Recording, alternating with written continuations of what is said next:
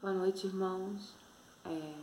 Como é bom estar aqui, né? Mais uma semana para aprender mais do nosso Pai, para louvá-lo, para cultuá-lo. Apesar de não estarmos juntos fisicamente, né? Nós estamos juntos em um só corpo. E eu vou estar lendo um texto para meditação. Logo após nós teremos um momento de louvor. Em seguida nós temos a palavra com Saulo. Ele é missionário na base de Jucum Cerrado. Vou estar aqui lendo o texto, tá? Em Isaías 42, do versículo 5 ao versículo 7. O Senhor Deus criou os céus e os estendeu. Formou a terra e tudo o que nela existe, e deu vida e fôlego a todos os seus moradores.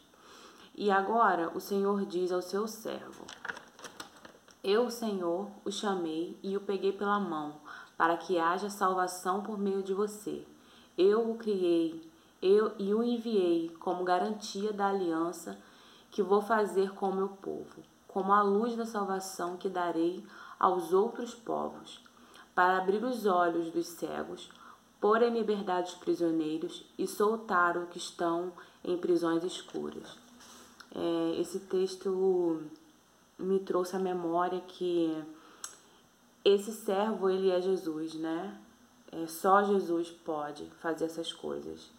E nós somos pequenos cristos, imitadores de Cristo, e representamos Cristo. Então, nós devemos levar o amor de Cristo, né?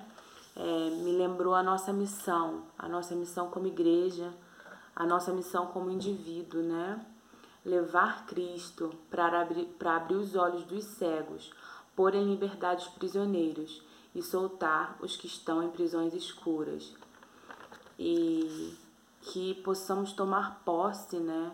Tomar posse daquilo que Cristo nos ensinou como servo, né? Que ao vivermos esse amor de Cristo, a gente possa realmente, literalmente, levar esse amor para que vidas sejam salvas, né? A gente tem falado aí nos últimos meses muito sobre missões e a nossa missão é essa, né? Então, vou deixar esse texto para meditação dos irmãos. Nós vamos ter agora um momento de louvor, como eu tinha falado. Em seguida, vamos ter a palavra. Vou estar fazendo uma breve oração aqui e convido você a estar nesse momento falando com o nosso Pai, né? Deus, muito obrigada, Senhor. Obrigada por tudo, Deus. Obrigada por mais um dia. Obrigada pelo ar que respiramos. Obrigada, Senhor, pela nossa família. Obrigada, Deus. Eu quero te pedir, Senhor, que o Senhor traga revelação da sua vontade, Deus. Que o Senhor traga revelação para nós de quem o Senhor é, daquilo que ainda nós não descobrimos em Ti, Deus. Traga, Senhor, revelação, Pai. Que possamos ter aí a nossa mente transformada, Deus. No nome de Jesus, Senhor. Amém. Amém? Amém. Então vamos adorar juntos ao nosso Deus?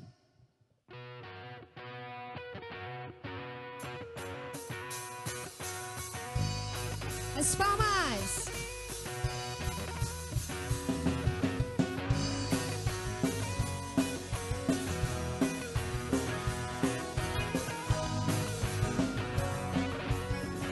Você pode declarar: onde era tristeza se verá, a dupla honra me ornar, com boas novas proclamar, uma nova história celebrar. É chegada a minha hora, meu silêncio já acabou. Ouça o som, agora é a festa. Eu vou viver uma virada em minha vida. Eu creio, eu vou viver, eu vou. Você pode declarar: eu vou viver uma viver uma virada.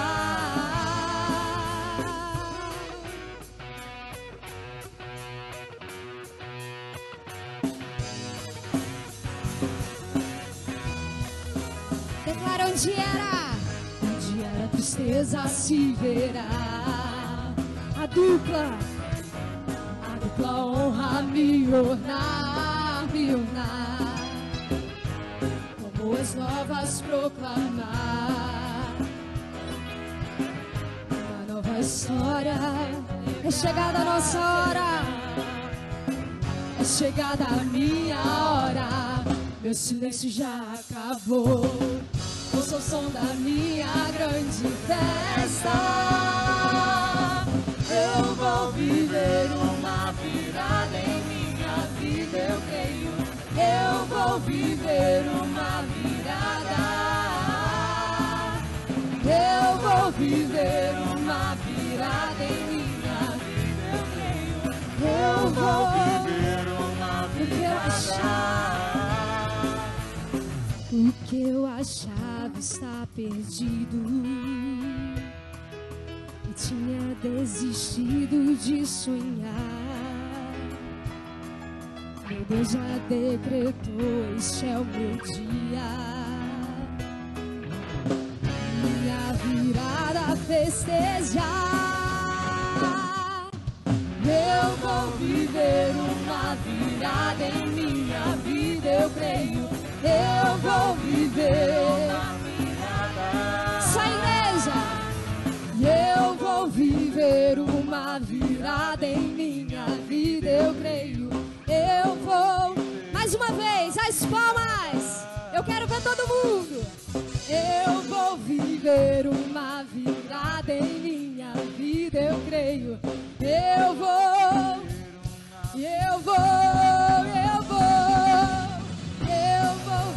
viver uma virada em minha vida, eu creio.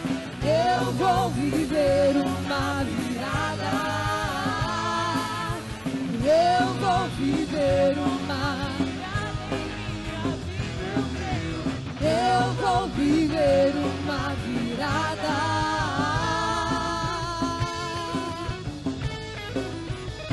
Você pode aplaudir o nome do Senhor nessa noite?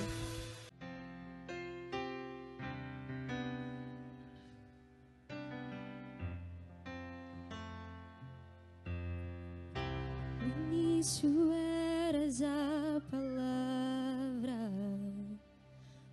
com Deus Altíssimo,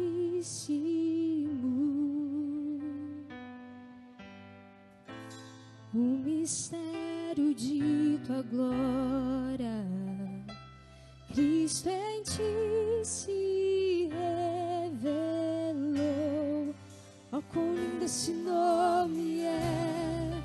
Oh, quão lindo esse nome é, o nome de Jesus, meu Rei. Oh, quão lindo esse nome é, maior que tudo é. Você pode declarar isso? Oh, quão lindo esse nome é, o nome de Jesus.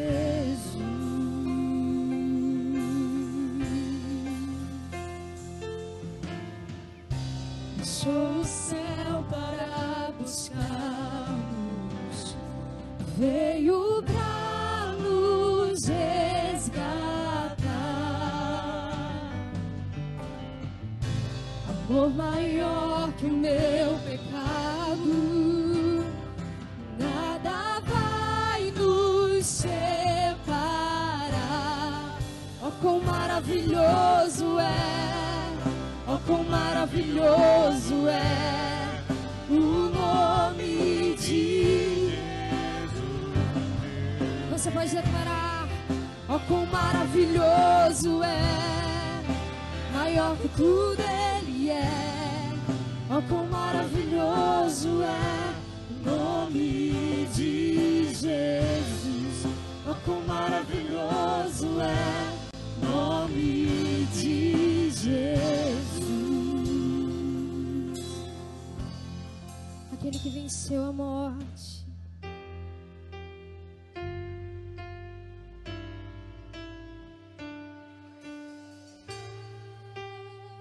Você pode dizer: a morte venceste, o véu tu rompeste, a tumba vazia agora está.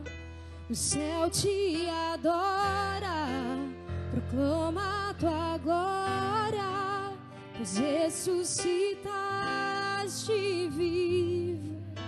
Ele és invencível, inigualável, hoje pra sempre reinarás.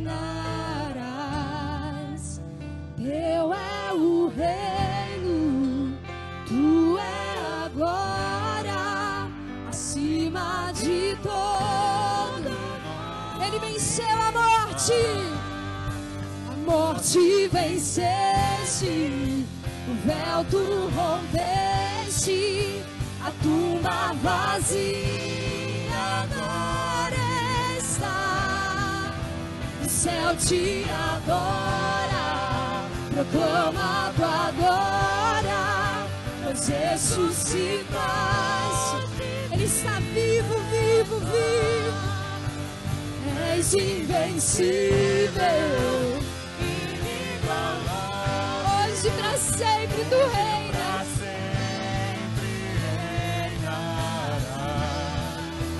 Teu é o reino, tu é a glória, acima de tudo. Porque tu és poderoso, Senhor. Poderoso esse nome é, poderoso esse nome é, o nome de Jesus. Ele é o meu rei, poderoso esse nome é, mais forte que tudo é, poderoso. Você pode declarar: és invencível. Tu és invencível, inigualável, hoje pra sempre reinarás. Teu é o reino, tu é a glória, acima de todo nome está. Poderoso esse nome é, poderoso esse nome é, o nome de Jesus, meu Rei. Poderoso esse nome é, mais forte que tudo é. Poderoso esse nome é, nome. Poderoso esse nome é, o nome de Jesus. Você pode glorificar Ele com suas palmas mais uma vez. Aleluia. Ele que é poderoso, nosso Deus.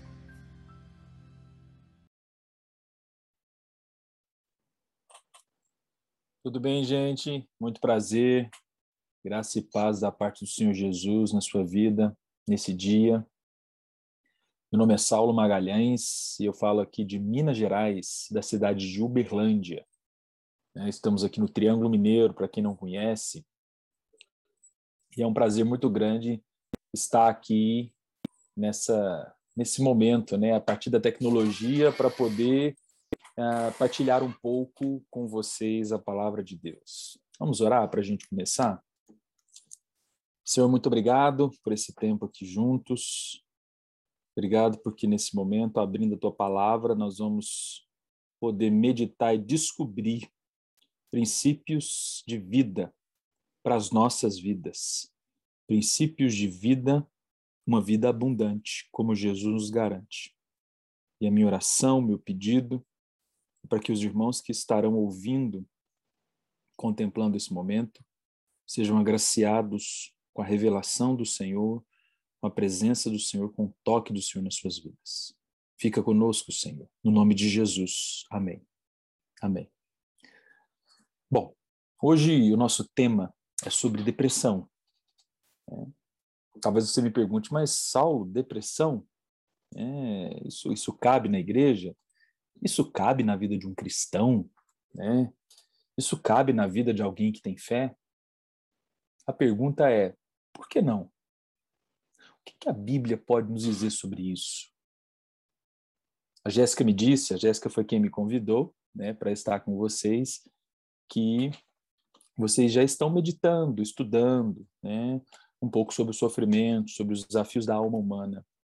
E nesse sentido, a minha palavra para vocês aqui, meu convite, né, logo no início aqui, possamos voltar o nosso olhar para perceber os aspectos que muitas vezes vai se apresentar na vida de uma pessoa que está sofrendo, né?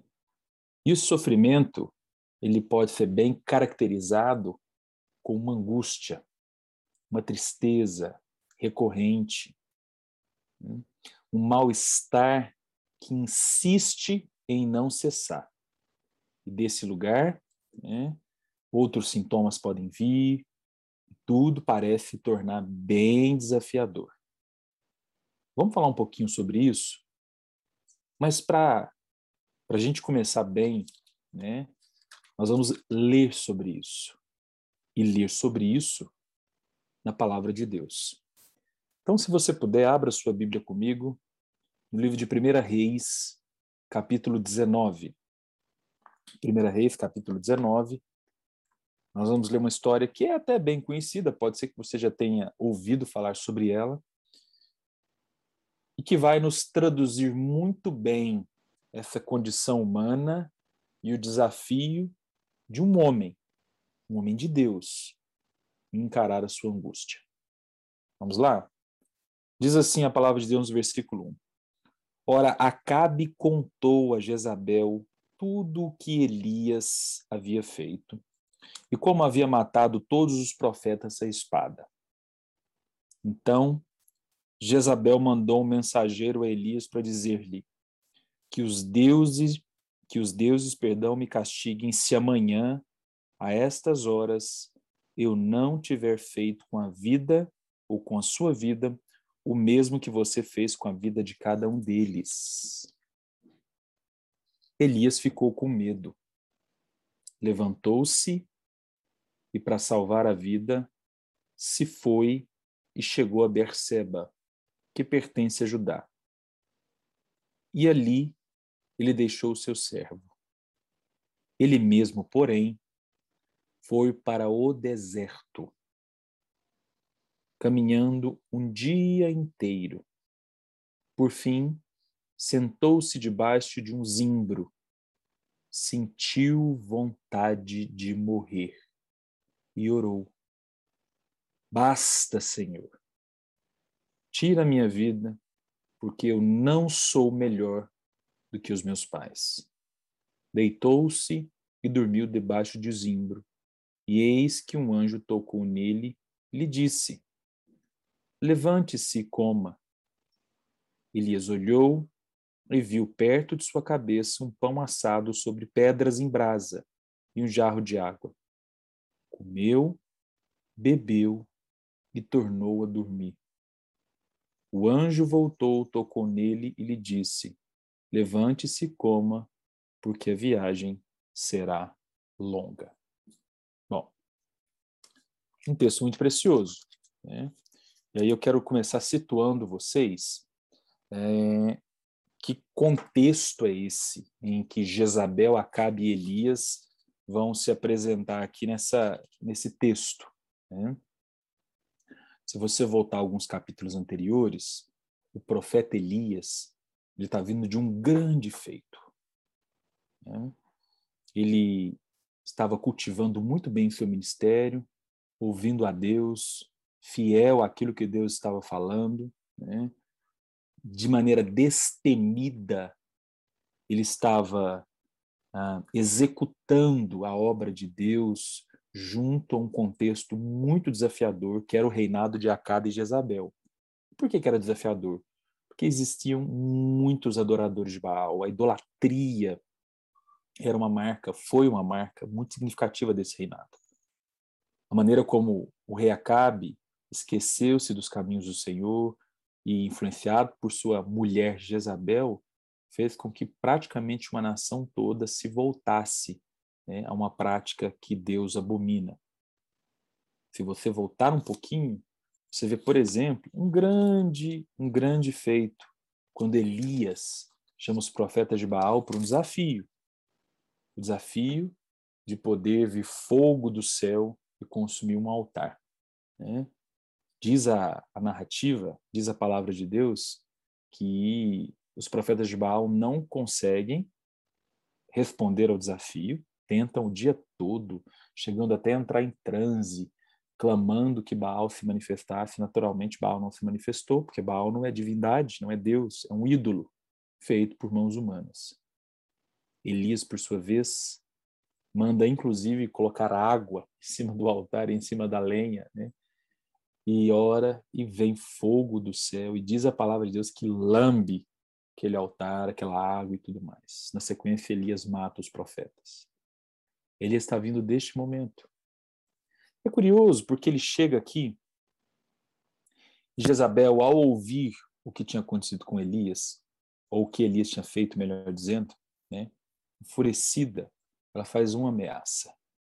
E a ameaça dela foi a seguinte, né, que os deuses me castiguem se amanhã eu não tiver Elias morto, ou se eu não matar Elias. Nesse momento, a ameaça de Jezabel encontra um espaço em Elias. O homem de Deus que vem de um feito miraculoso se vê agora vulnerável. Não simplesmente a Jezabel, mas se vê vulnerável a ele mesmo. Porque enquanto homem, enquanto uma expressão humana, ele se vê angustiado. A primeira expressão que aparece aqui para nós diz que Elias teve medo. Versículo 3. Vamos começar nesse ponto, né? É muito curioso como um homem que cultiva um relacionamento com Deus, como Elias, que vem, né, de uma prosperidade ministerial, digamos assim, tão significativa, se vê com medo. A pergunta, na verdade, deve ser por que não? Irmãos, o medo é uma expressão humana. Nós não conseguimos todo o tempo, todos os momentos das nossas vidas, administrar a intensidade daquilo que vem contra nós. Naturalmente, em alguns momentos, nós vamos responder com medo. E o medo, ele é muito caro para a nossa condição humana, né? O medo, quando ele vem ao nosso encontro e ele encontra espaço, ele vem ao nosso encontro e algumas vezes ele não encontra espaço e vai, porque respondemos de maneira diferente, porque naquele momento emocionalmente estamos favoráveis, e aí o medo ele acaba não encontrando espaço em nós. Mas em alguns momentos o medo ele pode sim encontrar espaço, mesmo num profeta, num homem de Deus, mesmo em alguém que acabou de fazer cair fogo do céu e acabou com centenas de profetas de Baal. O medo encontrou espaço em Elias. E não é porque Elias era fraco, não é porque Elias perdeu a fé, não é porque Elias se distanciou de Deus, é porque Elias era um homem. E na sua condição humana, naquele momento, naquelas circunstâncias, ouvindo aquelas ameaças, ele teve medo. É legítimo. Na nossa condição humana, irmãos, muitas vezes passar por situações, ouvir ameaças de todos os lados, seja literais ou simbólicas, ter que encarar o nosso dia a dia e muitas vezes nos vermos assaltados por um medo. Um medo que não nos permite dormir à noite, porque aquilo vai consumindo o nosso coração, a nossa alma. Um medo que capta a nossa atenção, porque não sabemos como vai ser amanhã, como resolver um problema. Um medo que, quando não contemplado, não acolhido, um medo que não conhece muitas vezes o cuidado genuíno, ele pode se tornar crônico. E se tornando crônico, ele pode, sim, trazer consigo angústia. Preste atenção no texto, né? Elias fica com medo, levantou-se e para salvar sua vida, isso é interessante, né? O medo, ele vai colocar em questão a nossa sobrevivência, certo? Um sentimento que coloca em questão a minha e a sua sobrevivência, o meu e o seu bem-estar, a minha e a sua segurança, né? Ele se move porque aquele sentimento estava pulsante, né? E aí então ele vai para Berseba, deixa o seu servo ali e vai para o deserto. No seu movimento de se livrar do medo, Elias então chega ao deserto e caminha o dia inteiro. Isso é interessante, né? Porque esse movimento de Elias, ele descreve muito bem como nós funcionamos.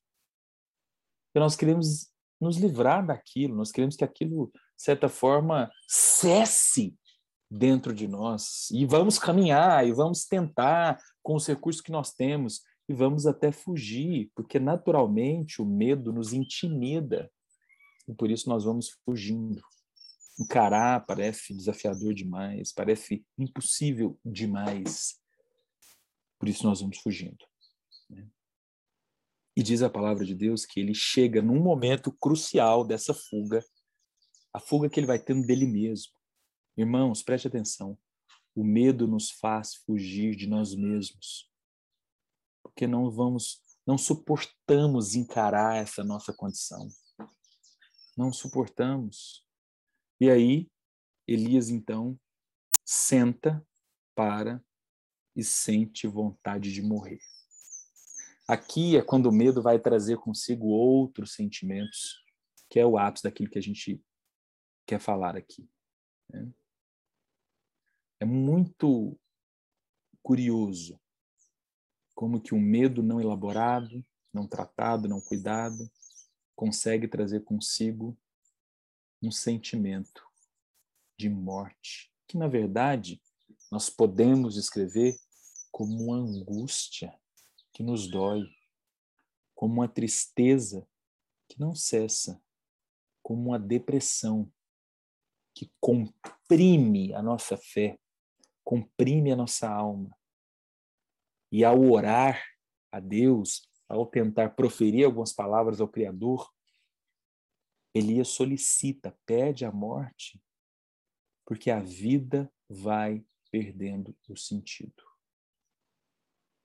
De novo, meus irmãos e minhas irmãs, nós não estamos falando aqui, né, de um ímpio.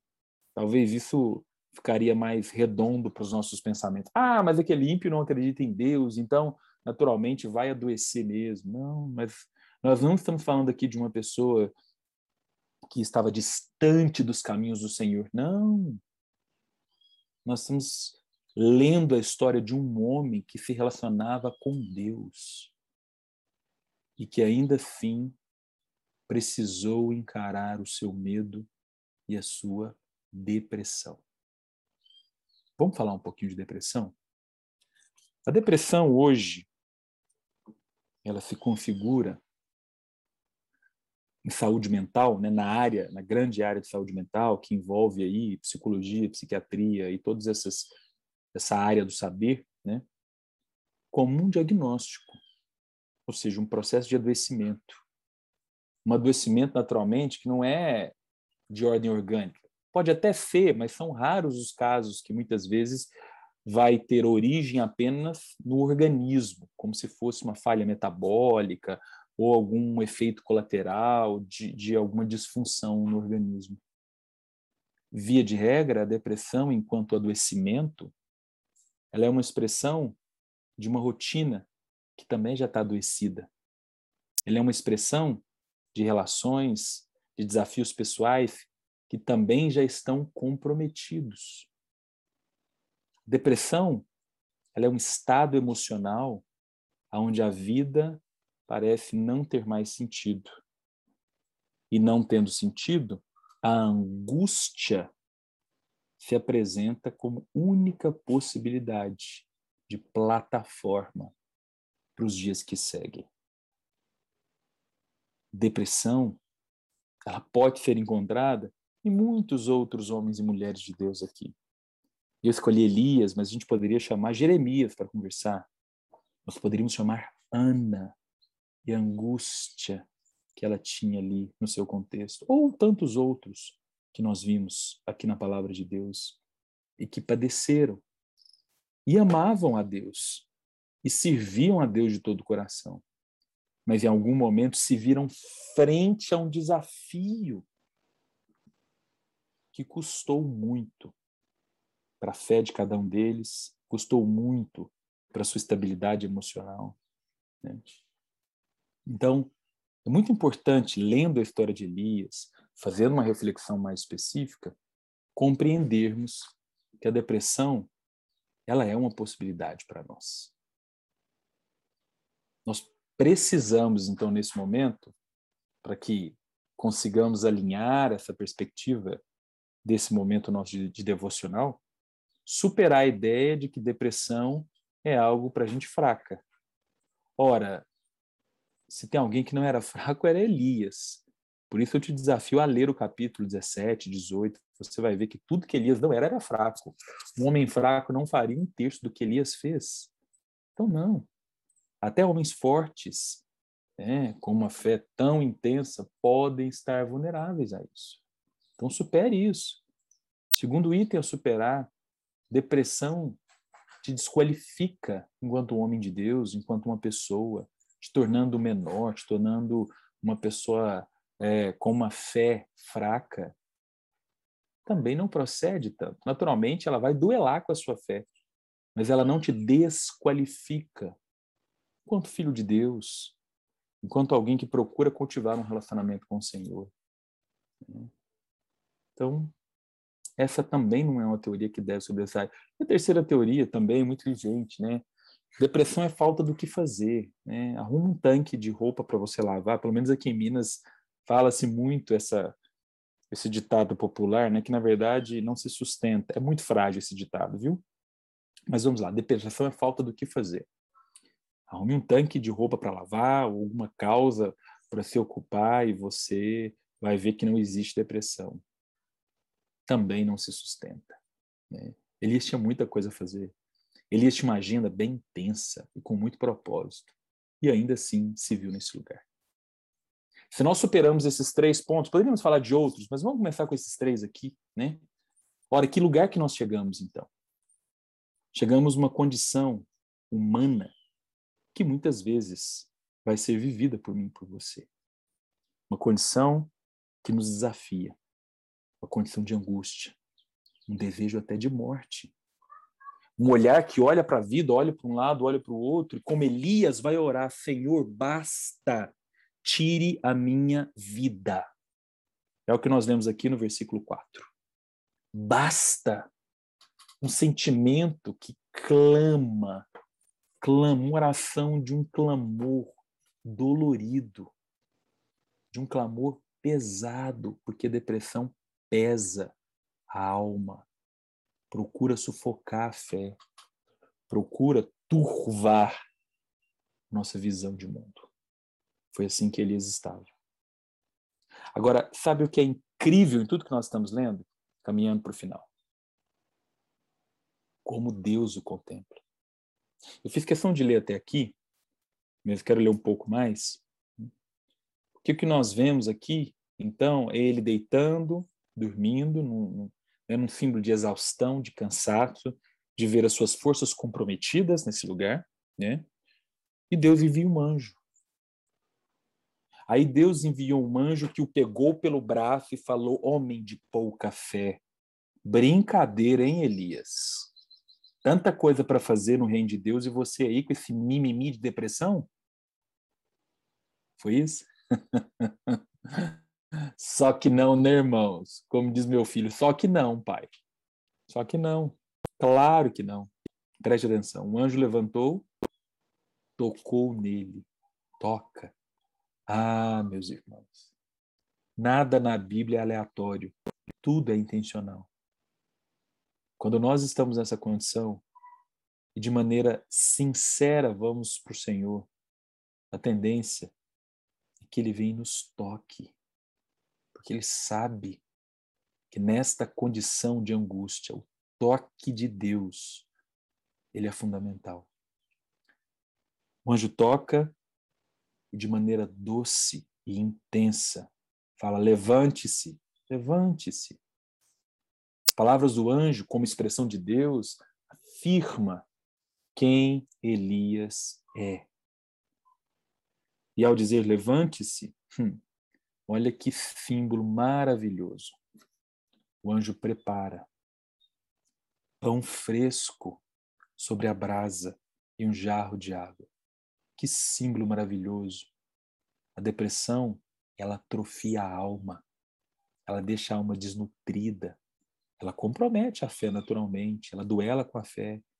O anjo, sabendo disso, tocando ao afirmá-lo, ou o afirma tocando, melhor dizendo, o alimenta, o sustenta com pão fresco e com água. Irmãos, você está vendo lição de moral aqui? Você está vendo um Deus exigir que Elias respondesse, né, com uma performance gospel, já que ele estava vindo, né, de um feito tão miraculoso? Não! E o curioso é que ele come, bebe e volta a dormir. O anjo vem de novo, fala: levante-se e coma, porque a viagem será longa. Elias não é tratado como vítima, e esse é um ponto importante da gente dizer aqui nesse final. Irmãos, o Senhor não vai nos tratar como vítima, assim como Ele não vai cobrar algo performático das nossas vidas, assim como Ele não vai exigir que as nossas emoções estejam num lugar inabalável, né? Assim como Ele não vai dizer que depressão é porque nós não temos um tanque de roupa para lavar. Ele também vai afirmar a relevância de nos posicionarmos. Deus não nos trata como vítimas. Ele não nos cobra além daquilo que é necessário e Ele também não nos vitimiza nesse lugar. Perceba que não foi o anjo que o levantou, o anjo o toca e diz: levanta. Meu irmão e minha irmã, o Senhor, na nossa oração genuína, diante de uma depressão, de uma angústia que nos custa, vai nos tocar e vai dizer: levanta. Se Ele está falando levanta, é porque Ele se torna responsável por aquilo que Ele diz, na medida em que Ele acredita que nós podemos levantar, mesmo que devagar, mesmo que aos poucos. Esse levanta tem a ver com uma postura, com uma atitude, com uma escolha, com uma disposição de agir pela fé. Diz o texto que Elias, então, versículo 8, vamos continuar aqui para a gente encerrar. Levantou, comeu, e com a força daquela comida, caminhou 40 dias e 40 noites até o Horebe, monte de Deus. Ele levanta, come, e com a força da comida, ele caminha. Sabe o que é lindo aqui, irmãos? Deus se torna a fonte necessária que nós precisamos para elaborar, para encarar essa condição. Deus se torna a fonte fundamental para que a gente consiga seguir, mesmo quando tudo está desfavorável. E aí, Elias entra numa caverna, passa a noite e vem a palavra do Senhor. Ou seja, a impressão que eu tenho é que Elias vai tendo uma ligeira queda aqui.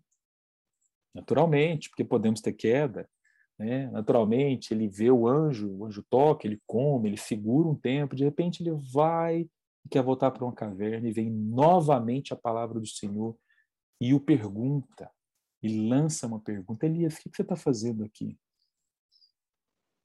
Pode ser, irmãos, que no caminho nós precisemos ouvir do Senhor essa expressão. O que você está fazendo aqui? Não é porque Deus não sabe onde nós estamos ou o que a gente está fazendo ali, por que muitas vezes temos algumas recaídas e as nossas emoções nos desafiam. Mas uma pergunta de Deus dessa natureza é uma possibilidade, uma oportunidade para que a gente se encontre onde nós nos perdemos. Isso é maravilhoso. Elias responde de maneira sincera, dizendo: tenho sido muito zeloso pelo Senhor Deus do Exército, porque os filhos de Israel deixaram tua aliança, derrubaram os teus altares e mataram os teus profetas a espadas. Só fiquei eu, e eles não querem tirar minha vida. Então foi-lhe dito: sai daí e fica diante do Senhor no monte. E eis que o Senhor estava passando, e um grande e forte vento fendia os montes e quebrava as rochas diante do Senhor. Mas o Senhor não estava no vento. Depois do vento houve um terremoto, mas o Senhor não estava no terremoto. Depois do terremoto veio um fogo, mas o Senhor não estava no fogo. E depois do fogo veio o som de um suave sussurro. Depois do fogo veio um som de um suave sussurro. Quando Elias ouviu isso, cobriu o rosto com o manto e, saindo, pôs-se à entrada da caverna. E eis que veio uma voz e lhe disse: o que você está fazendo aqui, Elias? Só até aqui. O texto continua. Eu convido vocês a lerem o anterior e o que vem depois, ao que nós lemos. Mas nesse final, é tão poético isso, irmãos. É algo tão genuíno da parte de Deus. Vem um terremoto, vem um grande barulho, vem algo extremamente intenso, alegórico.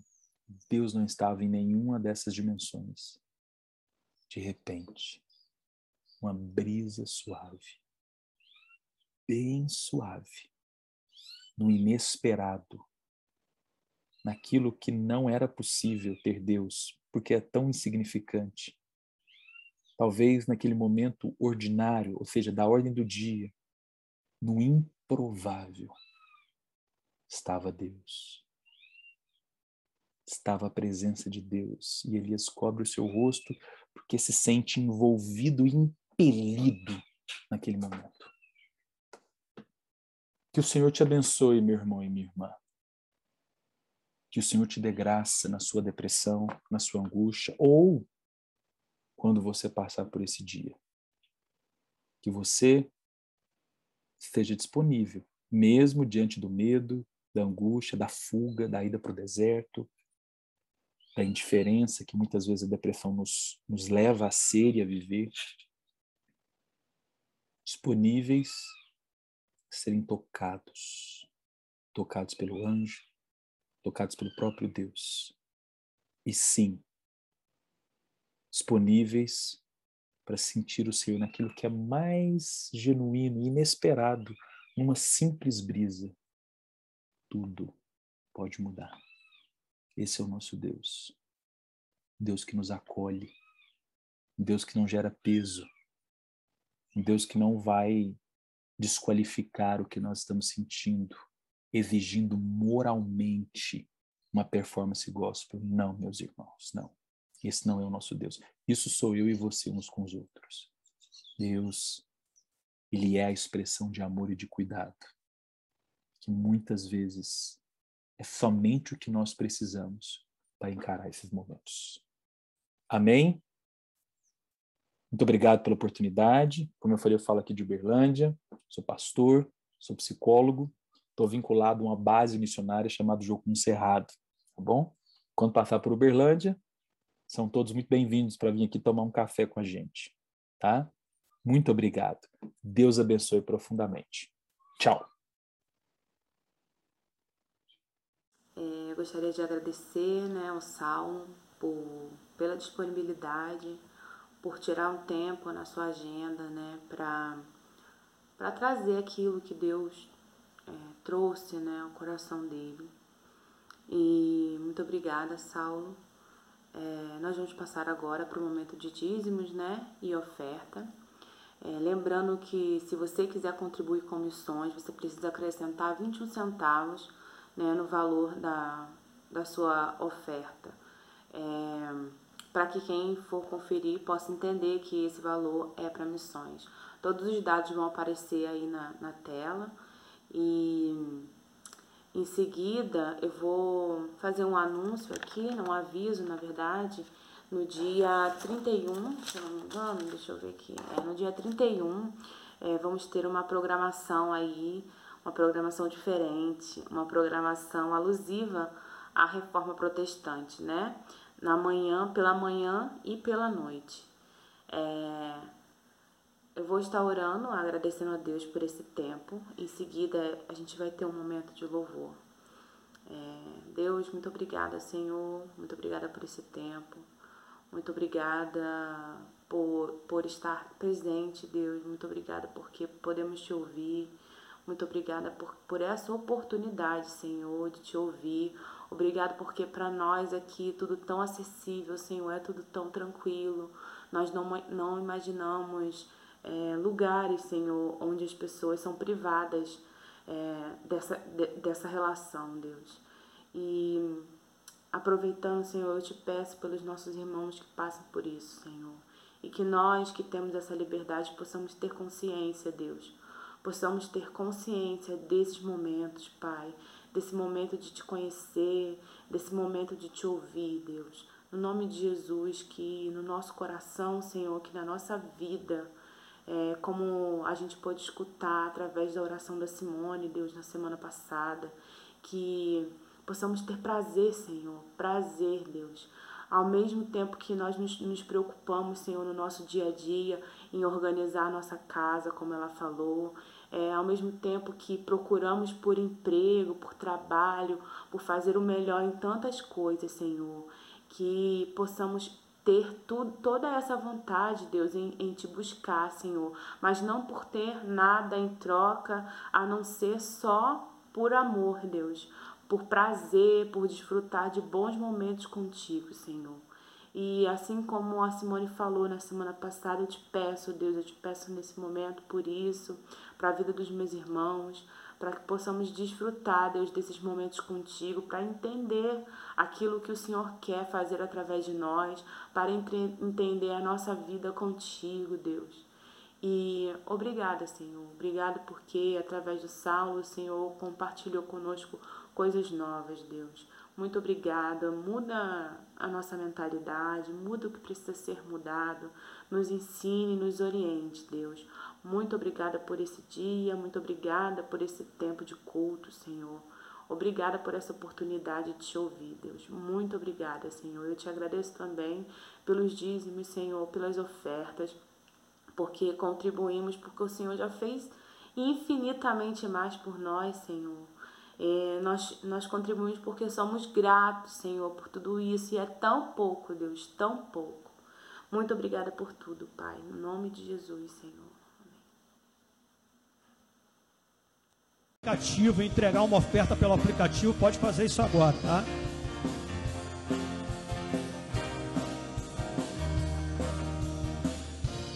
Teve-se um clamor na nação em busca de solução, da resposta certa que traga a todos esperança e paz. E só existe em quem é capaz de entender que só Cristo traz vida ao que nele crê, e tudo pode nossa pátria transformar. Seu povo escolhido Deus me fez pra anunciar o que ele faz, e por amor não vou me calar, de norte a sul vou proclamar. Brasil, a esperança é Jesus.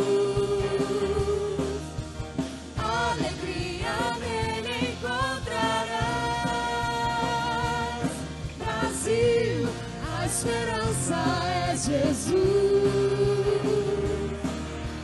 nova vida Ele te dará. Brasil,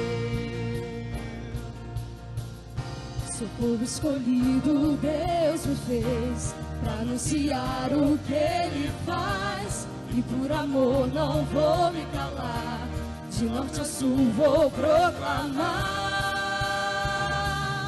Brasil, a esperança é Jesus. Alegria nele encontrarás. Brasil, a esperança é Jesus. Nova vida ele te dará. Brasil.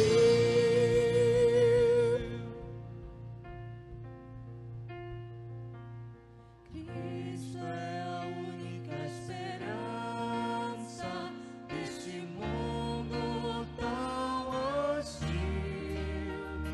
Para a santa liderança do Evangelho no Brasil.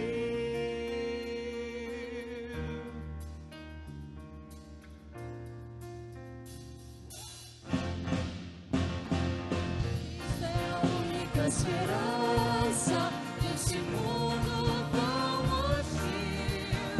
Para a santa liderança do Evangelho do Brasil, a esperança é Jesus.